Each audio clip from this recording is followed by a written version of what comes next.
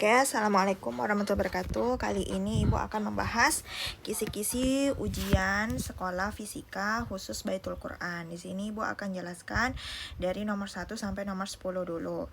Nah, untuk soal nomor 1 itu adalah pengukuran dengan mikrometer sekrup. Nah, ini bisa kalian scroll lagi di video YouTube Ibu sebelumnya. Itu ada tentang pengukuran dengan mikrometer sekrup. Nah, ingat aja mikrometer sekrup itu skala utama ditambah skala nonius dikali dengan ketelitian, dimana ketelitiannya ini adalah 0,01 mm. Oke, ini dicek di YouTube Ibu sebelum-sebelumnya, itu udah sangat lengkap. Oke, habis itu yang nomor 2. Nah, yang nomor 2 ini itu macam-macam besaran turunan. Nah, ini kalian tinggal cari aja di catatan kelas 10 atau boleh pinjam di catatan adik-adik kelas 10 yang sekarang kelas 10. Nah, tuh ditengok macam-macam besaran turunan tuh ada banyak kan, contohnya kecepatan, kelajuan, berat gitu ya. Pokoknya besaran turunan ini adalah besaran yang didapatkan dari rumus gitu. Oke. Nah, tuh kalian ingat lagi besaran turunan dan besaran pokok. Oke. Habis itu yang ketiga, menyesuaikan besaran satuan dan alat ukurnya. Nah, contoh misalnya nih, arus listrik itu satuannya ampere, alat ukurnya amperemeter. Nah, itu harus diingat-ingat kembali ya. Nah, contoh besaran panjang satuannya meter, ya kan? Alat ukur panjang apa? Mistar. Jangan jawab neraca, karena neraca itu adalah alat ukur untuk massa gitu. Oke. Nah, habis itu yang keempat, dampak dari pemanasan global. Nah, ini sebenarnya bisa kita logikakan lah. Kalau pemanasan global itu kan berarti suhu di bumi itu sangat panas gitu. Nah, kira-kira apa aja yang terjadi ketika pemanasan global ini terjadi. Nah, salah satunya Ibu contohkan di kutub utara tuh es mencair. Kalau di sana mencair nanti akan terjadi banjir dan lain sebagainya gitu. Oke. Nah, kemudian yang kelima, macam-macam energi terbarukan. Nah, ingat, energi terbarukan adalah energi yang tidak akan habis. Beda dengan energi tidak terbarukan. Nah, kalau energi tidak terbarukan contohnya apa? Minyak bumi kayak gitu. Oke, bensin, batu bara, nah itu tidak terbarukan. Artinya apa? Dia bisa habis gitu.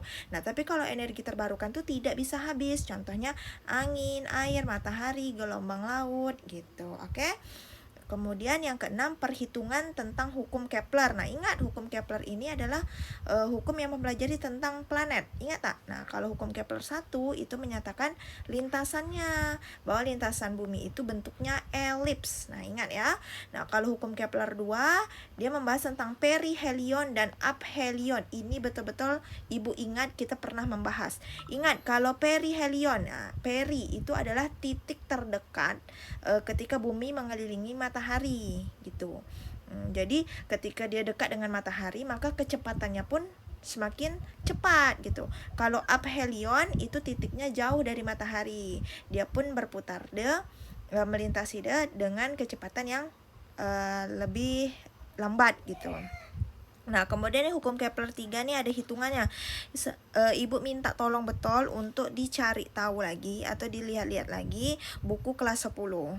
Oke? Mungkin di kertas ataupun buku Zulhafid itu udah sangat lengkap. Nah, tolong ditengok lagi di sini. Oke?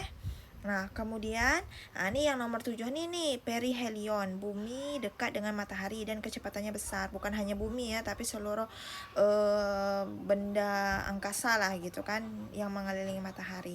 Nah, jadi kalau perihelion dia cepat, kalau aphelion dia bergerak lambat. Oke, diingat lagi. Kemudian yang ke-8 itu menyebutkan bentuk lintasan orbit planet. Tadi dah Ibu jelaskan ya bahwa lintasan orbit planet berbentuk elips. Oke, bukan silinder, bukan lingkaran, bukan bulat penuh dan lain-lain, tapi elips. Nah, yang ke-9 ini hukum Newton. Nah, ingat hukum Newton kan ada 3. Yang pertama, sigma F sama dengan 0, artinya bendanya tidak bergerak.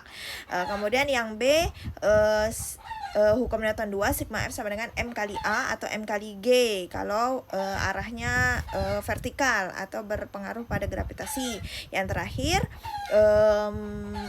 F aksi sama dengan negatif F reaksi. Nah, kalau yang ini dah Ibu jelaskan nih dengan contoh soal. Ibu harap ini tak ada lagi yang tak tahu ya.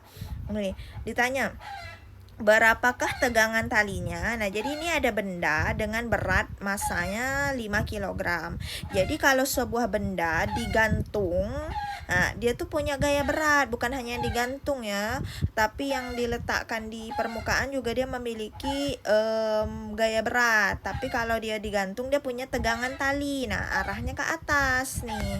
Nah, ini tegangan tali nih. Nah, sedangkan ini gaya berat. Gaya berat itu punya rumus. Rumusnya adalah W sama dengan M kali G. Ingat aja ini sama kayak F, tapi dia ini gravitasi kali 10. Oke?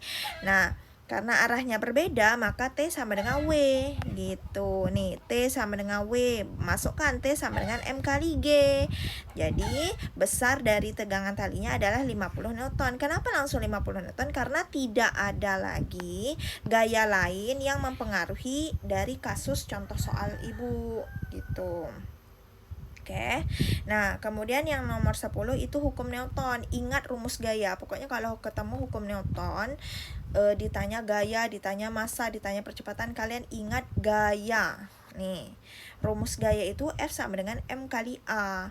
A ini bisa banyak, bisa percepatan benda. Kalau bendanya bergerak berarti pakai percepatan atau A ya. Tapi kalau bendanya bergerak naik turun dan dipengaruhi oleh gaya gravitasi, pakai G yang besarnya 10 meter per sekon kuadrat. Oke? Nah, ini contoh soal nih, udah sangat jelas Ibu buat. Jika gaya pada benda berarti gaya F. Nah, itulah yang harus kalian hafal, itu adalah simbol ya, rumusnya. Nah, itu yang harus kalian hafal. Oke nih, gaya F. Oh, berarti F-nya 9000 Newton. Dan bergerak dengan percepatan A, berarti 5 meter per sekon kuadrat. Berapa masanya? Nah, ini kan tinggal pakai rumus ini aja. F sama dengan M kali A, F-nya dimasukkan, M-nya yang dicari, A-nya dimasukkan. Dapatlah ini. Selesai. Oke? Ustazah yakin, iyalah. Ustazah dan Ibu lah. Ustazah dan Ibu yakin lah kalau Ika bisa. Kalau Ika betul-betul fokus kepada kisi-kisi yang Ibu berikan ini. Oke?